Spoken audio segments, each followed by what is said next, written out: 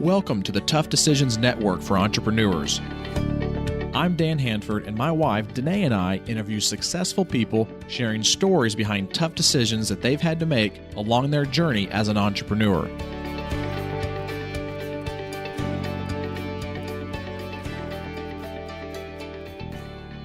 On the podcast with us today is Julie Weldon and Stacey Pierce. They do business consulting with a salty rim. So thank you for being with us. We're looking forward to talking with you today. Thanks so much. We really appreciate you having us. This is the first time we've had 4 people on the podcast at one time. I was just thinking the same thing. This is really exciting. This is going to be fun. Take turns. Oh, we love being a part of first. Yeah. That's awesome. We have 2 people on with us on the other line. We have Stacey Pierce and Julie Weldon. And I want you guys to talk to us a little bit about your background as entrepreneurs and what your current focus is right now. Sure. So the quick story, when you've been around this earth for 48 years or 47 years, geez, I'm giving myself an extra year. That's combined age between the two of you, right?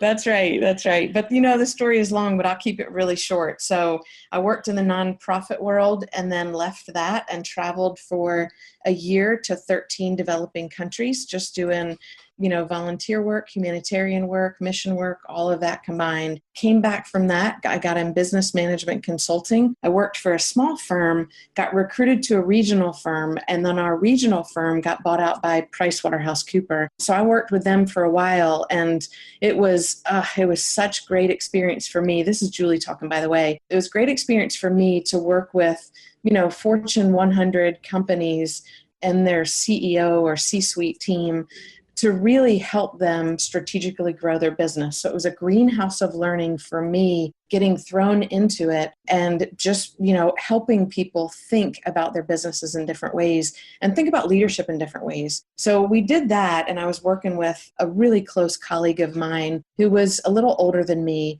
And I got to a point personally in my life where I needed something that I could make be my own.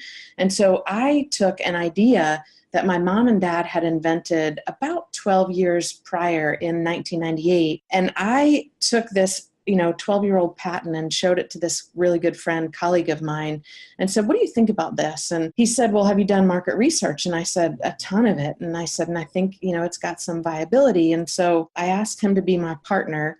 And so we ended up creating or redesigning this product and then talking with one of our clients with PwC about being our contract manufacturer.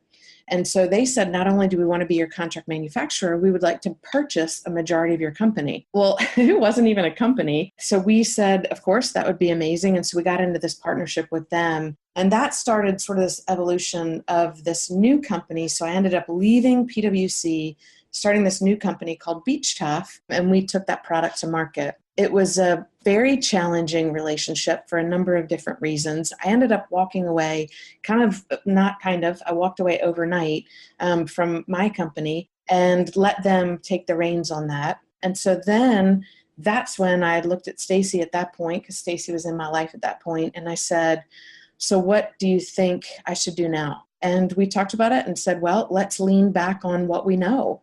And so what I knew was consulting and coaching and helping people strategically grow their businesses and look kind of the big picture and help them create a plan to grow their businesses. So that's how we created a Salty Rim in 2014. Yeah. And so we've been doing that now.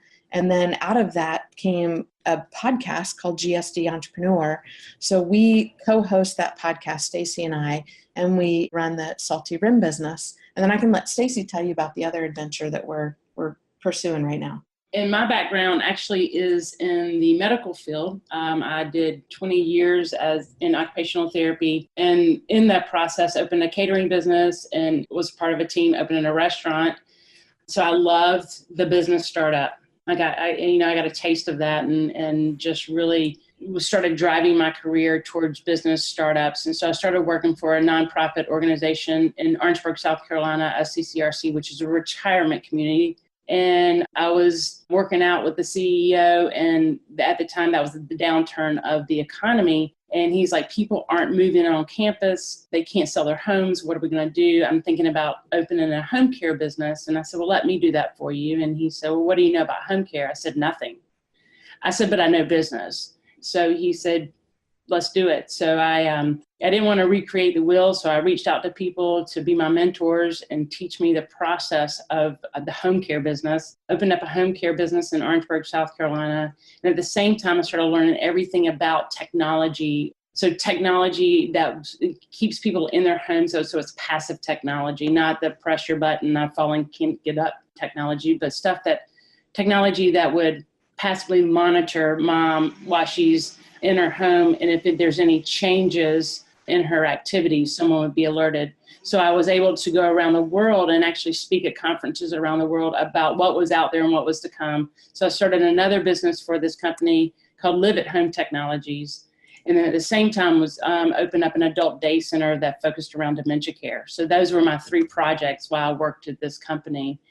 And then I was recruited to come back down to Charleston and work at another startup and be on the ground floor to getting some technology out into the market. But then I just decided that we needed to focus on what we were doing with the Salty Rim and with our podcast. And then we are also in the process of taking and picking up that product again that Jules talked about previous.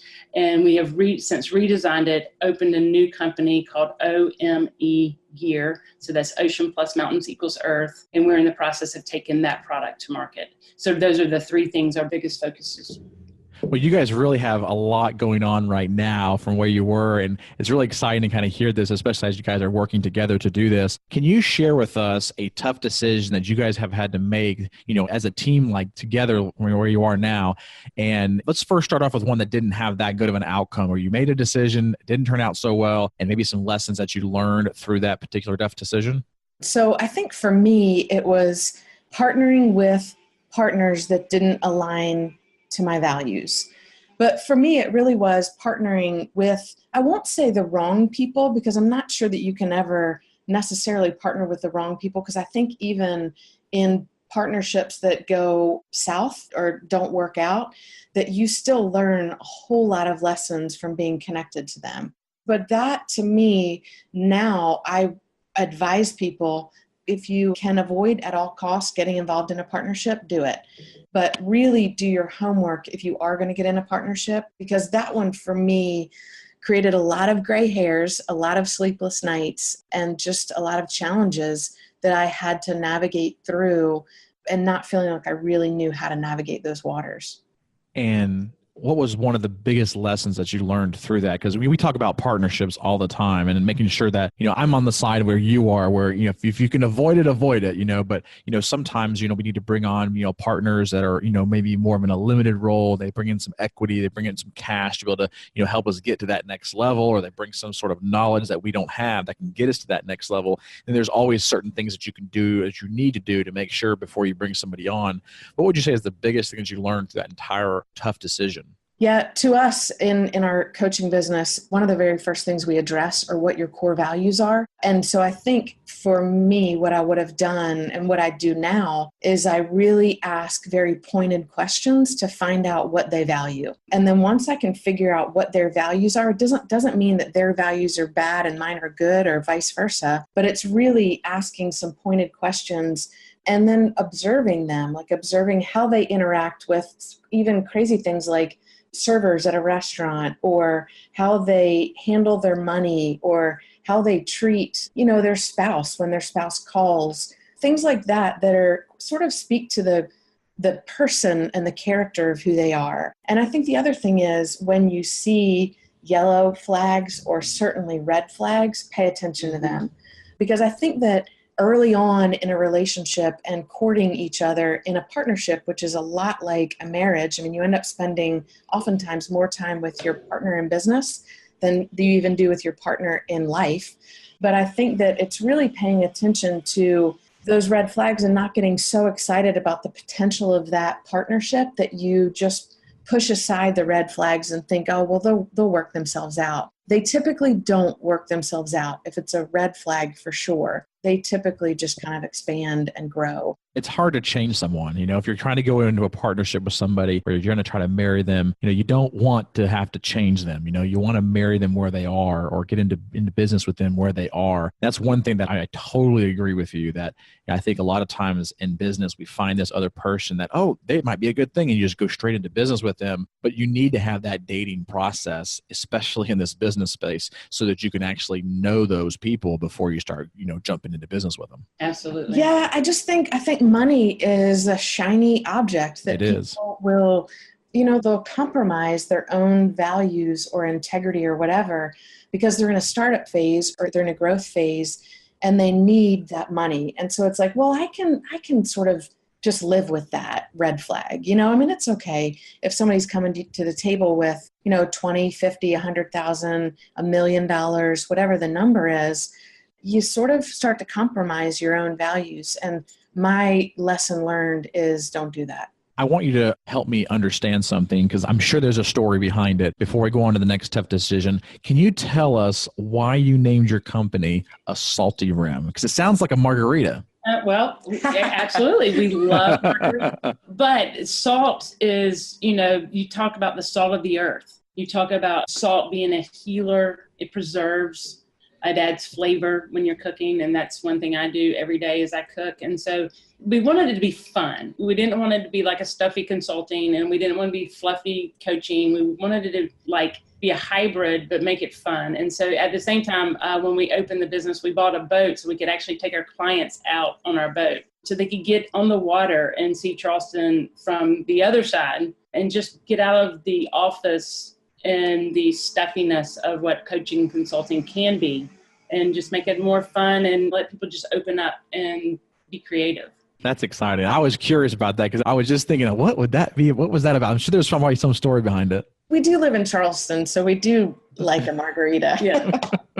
And you're next to the salt water as well, so that's always nice. That's right. I don't want to get too far off track, but I wanted to mention something in relation to what Julie said about, watching that person that you think you might want to be in business with and just kind of seeing who they are and what they value, and not just in the business setting, because a lot of times, we get pretty good at, positioning ourselves the way we want to be seen. But I was doing some reading earlier today and I came across this quote that says, "The way you do anything is the way you do everything."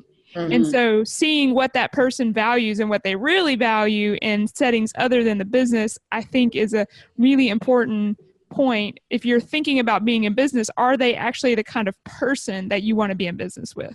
Mm-hmm. And making sure that your values align that way, not just that you both have the skill that would fit together nicely to be in business with. No, I think that's great.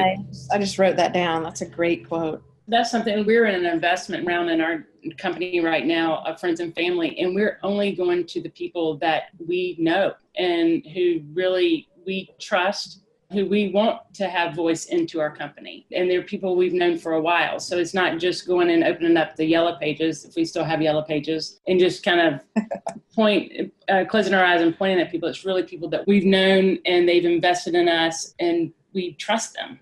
Yellow pages, Stacey. What is that? I don't even know what that is. I know. Oh man, I got a good laugh for the afternoon. That's great. So I want to shift over here a little bit to the next tough decision that you guys have had together. And I want you to focus on one that was a decision you made. It had a really good outcome and maybe even an outcome that you weren't expecting, but it was a really good one, and some of the lessons that you learned through that one. Well, I'll take that one. So I think one of the hardest decisions is leaving that both of us have had to make is leaving our jobs, leaving the money that we were making to start our own businesses. I think that's tough. I know my last position, I was making good money and doing well in my job, but I needed to focus on what we were doing. That was my priority. So I struggled with it for months to say, I just need to jump off this boat and not have a plan B and not have a life raft and see if I could swim. And so I think leaving the comforts or being, taking that step to move forward and leaving the comforts of a paycheck coming in, to go in and do the daily grind from whatever, 7 to 5 or 7 to 3 or whatever you work for someone else, and just taking that risk to to build your own company and build your own life. So you guys decided to just buy your own boat to jump off of. Yeah, exactly. But I mean, awesome. with Jules, I mean, she left her own company because the values weren't aligned. I left the company I was working for because it's not because of their values. It was, I wanted to do something for us. And no one's going to do that for us except us. So what are some strategies that you guys have found that have helped you make these tough decisions? Because, I mean, just from talking just for a few minutes, it's obvious that you've made quite a few of them. So what strategies or techniques do you employ to make those tough decisions and make good decisions? So there's a few things. One is we talk everything out. We're huge communicators. We really, no big decision is ever just jumped into blindly. We hash things through. We do, pros and cons lists. We do, what would be the benefit of moving away from this and what's going to be really hard for us, to try to envision all of it and even the worst of what a situation could bring to us so that we're prepared for it. And you're never always prepared for everything, but if you can at least talk through the majority of it, have, a really trusted either advisor or confidant or partner or whatever it is, but a very small inner circle of people who can get in the trenches with you on those decisions. So for me, that's one thing that's really, really important to me. The other big thing for me is I go for a lot of long walks by myself. And depending on what the hard decision is, there's a few activities that I do in those walks. So one of them is I'll just spend the entire time praying and just talking to God and saying, hey, I need wisdom here because I cannot figure this out. This is way bigger than me. And I'm okay with that because I've asked to be a part of things bigger than me, but I just need wisdom. Another thing is just listening to podcasts. The podcast that I love is How I Built This by Guy Raz. Every single episode that I listen to is encouraging to me because what I hear is every good leader has been through really hard challenges. And so it helps to hear other people's, hard stories. Sometimes I just listen to music. I turn on really fun music and remind myself that life is not as heavy as I'm making it to be. So sometimes I just need to be upbeat. And then other times I literally just walk in silence and don't engage at all because a lot of times life forces you or invites you or whatever to engage all the time. And sometimes I just need to disconnect. So those are some things that I do that we talked about kind of ahead of time because we have had some really hard decisions. And, sometimes you just have to make the best possible decision you can and trust that it's the right one. And sometimes it's not. And that's okay. Like, it's okay to not always make the exact right decision because then what you do is you learn from it. You go back and you apologize for your mistakes, and then you move on. All right, we're going to take a quick break to hear from some of our sponsors. And when we come back, we're going to talk to Julie and Stacey about some of their favorites as it relates to their business. Hello, this is J.V. Crum III, host of the Conscious Millionaire podcast, with a special announcement for business owners, entrepreneurs, and coaches. Do you want to create a big impact with your customers and turn it into big money? Then I created the High Performer Formula especially for you because it contains the exact steps you need to become a high performer. Now, these are the steps I've used to make over $30 million, and I'm pulling back the curtain to share the steps with you so that you can reach levels of financial and business success you may have only dreamed of before. Get your hands on the High Performer Formula today. It's my gift to you, so go ahead and download your own copy now. Just go to consciousmillionaire.com/high performer. Again, go to consciousmillionaire.com/high performer.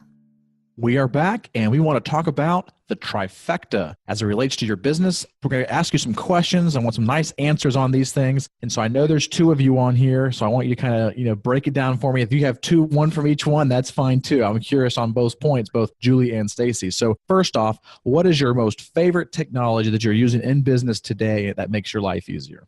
Today, we love using Slack. We have a virtual team that we work with our new company, and Slack is a huge way for us to communicate. and we have everything in one place and it's not getting lost in emails. So that's one of our newest technologies that we've been using. And mine, hands down, is Google Docs. So, Google Docs, Google Sheets, PowerPoint on Google, all of that is a lifesaver for me, and the organization of it, and it's all, saved on the cloud. Okay. And what is a favorite quote that you have heard that you employ in your business or affects your mindset going into your business? My absolute most favorite quote that I've been saying since I was probably 15 years old are the biggest risk in life are the ones not taken.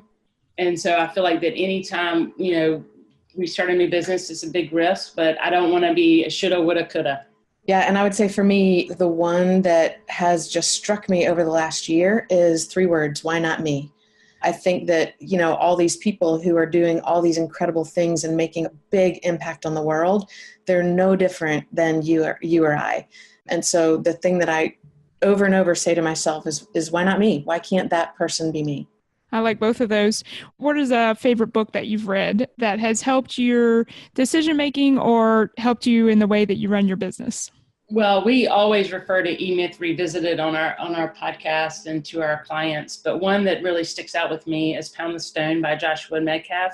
I just really love that book. Is just keep driving. Keep going forward, and because you're going to break it one day, but you just have to it's not going to happen overnight. You just have to keep going forward and moving no matter the obstacle, whatever is in the way, just keep moving forward through it. And that's a good segue to mine. There's actually 2, but one of them is The Obstacle is the Way by Ryan Holiday. We might have obstacles, but there's always a way around them, and the obstacles just make us stronger. And then the other one that I just have to say, I know you said one, but is The Go-Giver by Bob Goff. I don't know if you guys have heard about that book, but if not, I would highly recommend you read it. Bob Goff is just a man that I would love to meet, number one, but I would love to model my life after. He's just wildly successful, certainly financially, but also in his impact of people. And he creates experiences for people in everything that he does. And I love that. And so he talks about a lot of that in his book, The Go-Giver. Well, this stuff is really exciting from you guys. And I want to know from Stacey and Julie, what is on your vision or your dream board right now? What's the next thing for you guys? The next thing is our company, OME Gear. So we're looking to go full force into that. We're going to launch a Kickstarter campaign in the fall on the new product that we have coming to market. And we're, like we said, in an investment round of funding right now. And so our vision board is very, very big with our company, OME Gear. Can you provide me with a link to that Kickstarter campaign once you guys get it going? And I'll put it on the show notes for the podcast too. Would love to. Thanks, you guys. Awesome. So how can the listeners reach out to you guys if they want to, hire you, get a hold of you, follow you, or listen to your podcast? Yeah, I would say, you can directly reach out to us via email. We love connecting with people. So mine is easy. It's just my first initial, my last name, J Weldon, Weldon. And probably the easiest one is at asaltyrim.com. So J Weldon at asaltyrim, and then Staceys is the same thing, S Pierce at asaltyrim. And they can find us on our podcast, GSD Entrepreneur, or our website, which is asaltyrim.com. Awesome. Well, thank you guys so much. This was fun having 4 people on the podcast. I hope you guys enjoyed it as much as we did. And thank you so much for being with us. I hope you guys have a good rest of your day and look forward to having you on a future podcast as you guys continue to grow as entrepreneurs. Awesome. Thanks, Dan and Danae. We appreciate the opportunity. Thanks. You too. Thank you for listening to the Tough Decisions Network. Be sure to visit toughdecisions.net to gain access to show notes for this episode and to join our free weekly entrepreneur email where we will send you news about the latest technology for your business, inspiring quotes, and the latest books for entrepreneurs. That's toughdecisions.net.